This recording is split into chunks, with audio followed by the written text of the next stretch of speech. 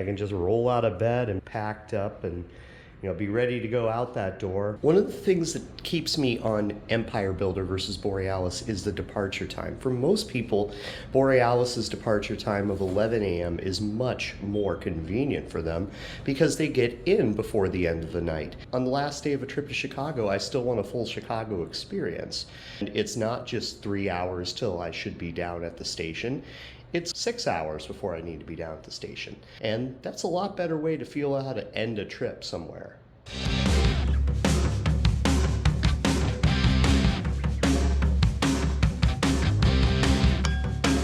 This is one of a couple of videos of Chicagoland extras. Stuff that didn't fit into the main topical videos, just here and there where I got to.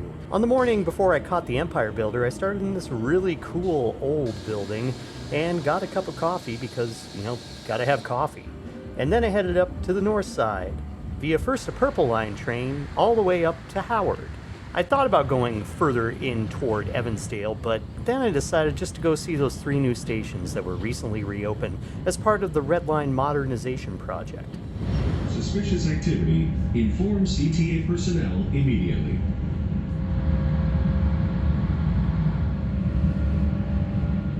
Transfer to Metra and Amtrak trains at Quincy.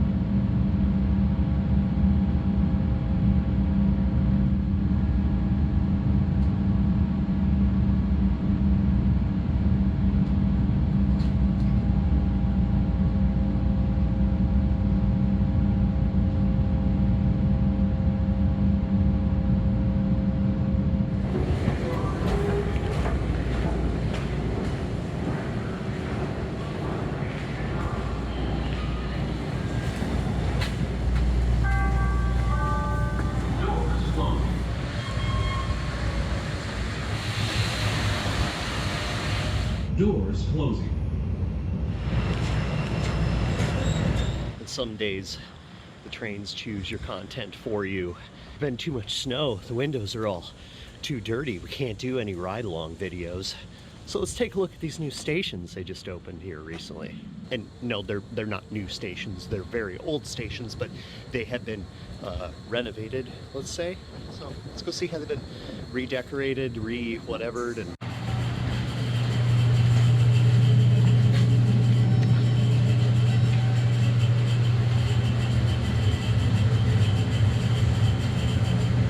well, we like clean elevators that seem new, but I don't know. Ever so slowly to the edge. There we go.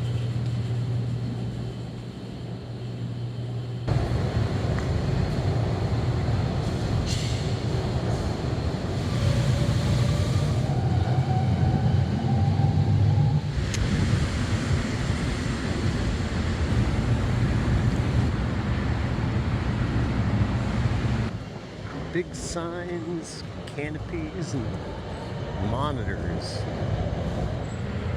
And the Berwyn elevator, same as the other one. These have been very spruced up, very modern appointments. Not yet seen all the art yet.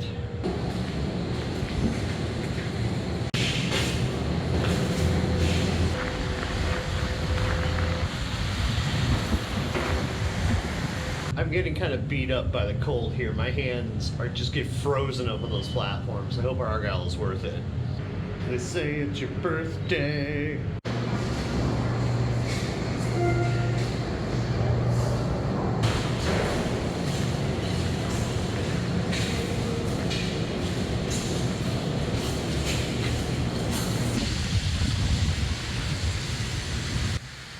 Yeah, that's worth it. That's cool.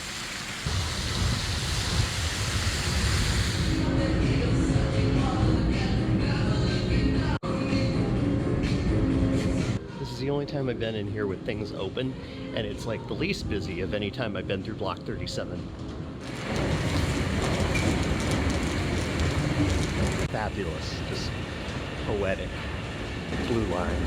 I had plans to go to a Forest Park restaurant for lunch, so I hopped aboard the Forest Park branch of the Blue Line with its fresh new 7000 series trains, Chinese designed and American built, and headed out in the middle of the Eisenhower Expressway.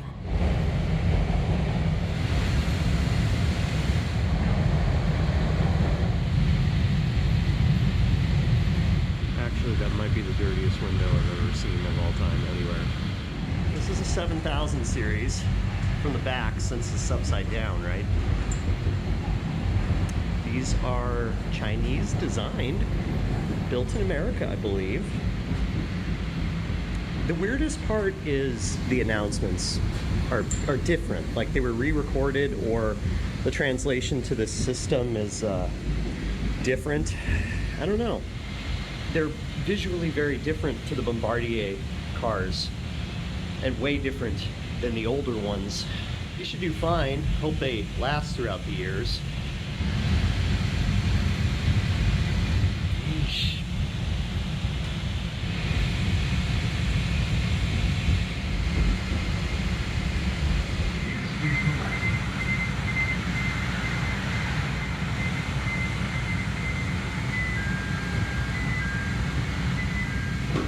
It's kind of a lot of beeping. Yeah, it's a lot. If you look at like very careful little details, you begin to see it start to wear down. I feel like some of the finishes are already wearing quite a bit, and others just seem to be like, well, they're okay now, but they're a little not so like tightly fit together, or they've shifted already. Well, this is your place you can stand, not sit at the end of the car. Train person you are. Builder plate, yep. But it has to its credit not being very complex, as long as they keep, polishing down the metal. Starship Subs, or Starship Restaurant, however you define it, is an impeccable choice for lunch or any meal, because you can take it home and eat it anytime you like, but while you're here, there's just so much to look at. This restaurant did briefly undergo a lawsuit by Paramount, the makers of the Star Trek series, because of, well, you can see. But it seems like they survived, and this Starfleet sandwich and pizza bread is a great choice on any day, but especially the coldest of days in Chicago. With a hot lunch now adding a few degrees to my body temperature in the slightly sub-zero weather, I headed back to downtown Chicago from Forest Park Station, the end of the Blue Line, and prepared myself for another ride to St. Paul aboard Amtrak's Empire Builder. Did I say prepared? I meant already began to enjoy, as you can see in the video I posted several months ago. That's a great trip, and I do recommend it over the Borealis to this day. Now there's another trip I took. Back in December, I was in Chicago and decided to take Metra out to Elgin, or so I thought I would go.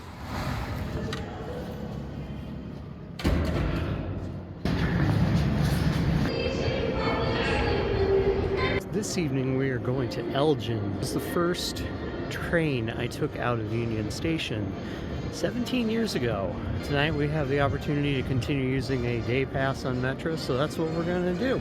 I had this idea to take the Rock Island down to Joliet and then go back on business class on that train, because it might have one business class on an Amfleet, but I didn't know if it'd be on time. So we're going to replicate the first trip I took out of Union Station. And the days are just too short to go all the way out to Indiana, so yeah, we'll go to Elgin. Southwest Chief and Hiawatha not doing so good. Empire Builder and Borealis ahead of schedule, and I could have caught that Lincoln Service Missouri River Runner. So there is no more like middle construction stuff, but of course there's still no ceiling here in the basement. The old boarding area. Land of sorrows and lines. I might be too hard on this boarding process Amtrak has, but come on. We've done this for how many decades? Let's invent something better. Probably gonna need a whole new building to do it right. 11. Track number 11.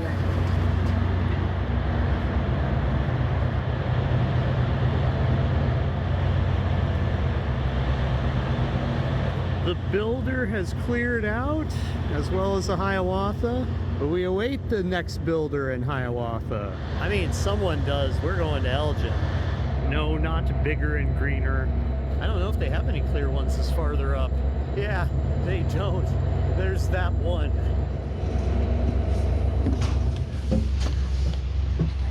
To Elgin, departing at 4:30 p.m. Elmwood, Montclair, Elmwood Park, River Grove, Franklin Park, Bensonville, Wooddale, Itasca, Medina, Rose Elm, Shoppers, Hanover Park, Bartlett, National Street, Elgin.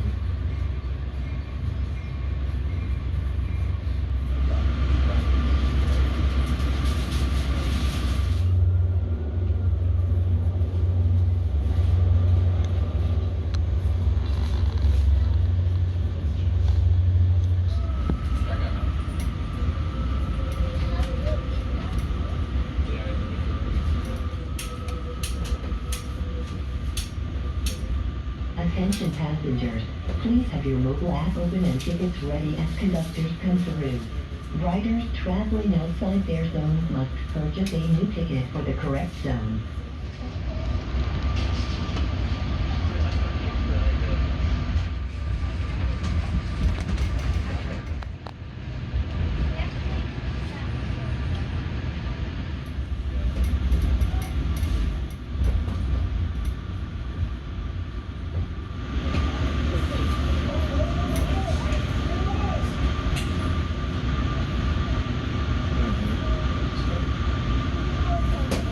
Next stop, Galwood.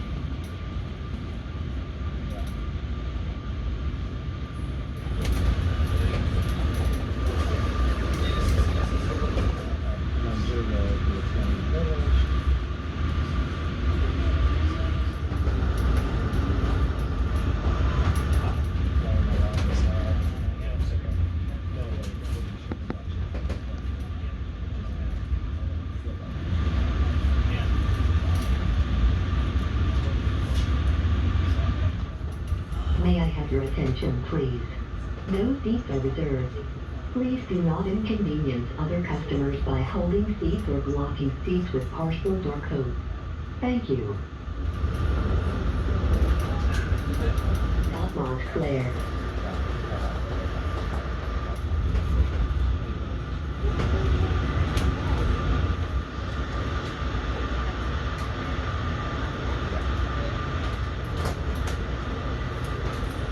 Next stop, Elmwood Park.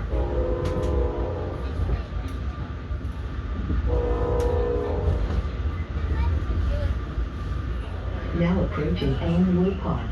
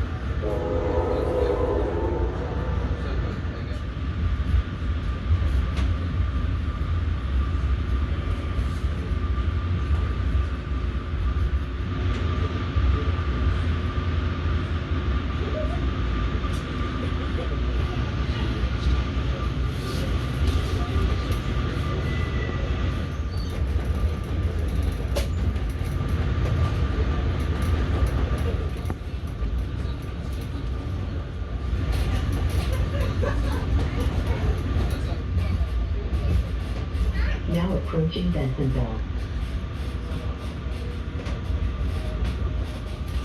Next stop, Itasca.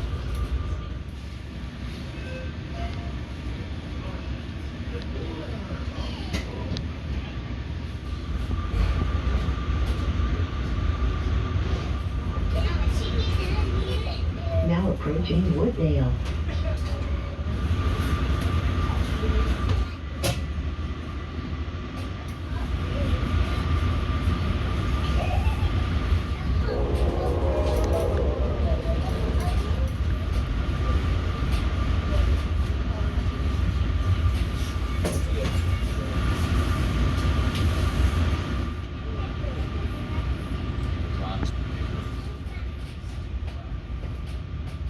Next stop, Schaumburg.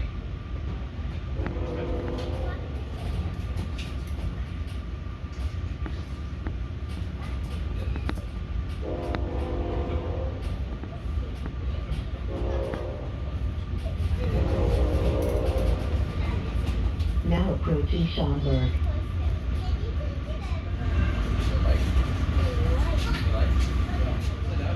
Now approaching Hanover Park.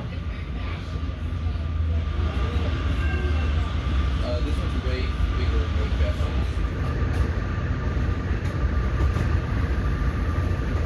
Watch your step while exiting the forklift. Caution, the doors are about to close.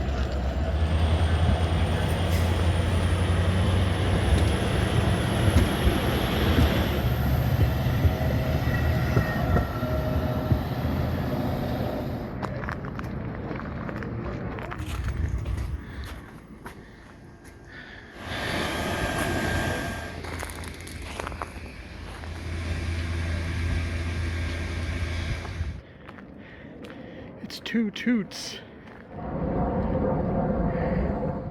Oh, branding. Well, we can't go to two toots. That if we went out to Elgin, we would have 10 minutes there before turning back. Need something to eat. We'll go to a bakery here.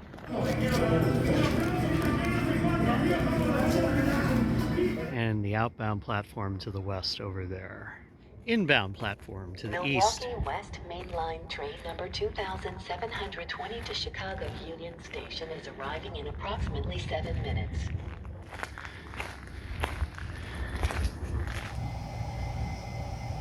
Wi-Fi password railroad. The hackers will never think of that.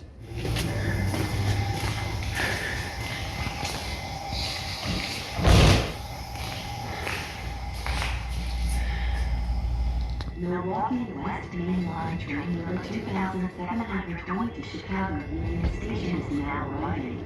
Please step behind the yellow line.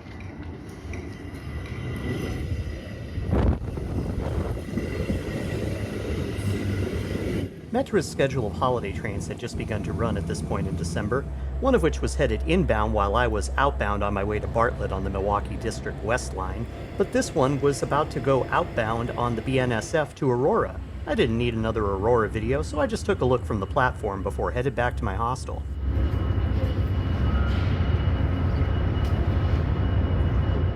I saw it moving very quickly on Milwaukee District West, going the other way. I think all the tickets were sold out. I mean, it does look busy. We don't need to go to Aurora again, even for the holiday train. That's all for now from Chicago. Thanks for watching some of my scraps. I'll see you on the next one.